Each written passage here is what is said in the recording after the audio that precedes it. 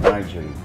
Hindi pa kami nagkikita, hindi pa kami nakakapag-usap, hindi rin kami nagkikita sa ospital or whatever, hindi niya rin napupuntahan si mommy.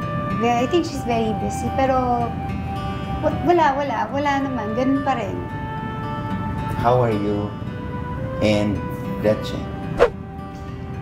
Ang ate ko, she's very strong. And ako, makikiusap na po ako. Hanggat hindi kayo hinahatulan na guilty, until proven guilty, inosente pa po ang tao. Alam mo, may usapan kami magkapatid, we will not talk for the other. May usapan kaming ganon. Na she never gave me the authority to speak on her behalf.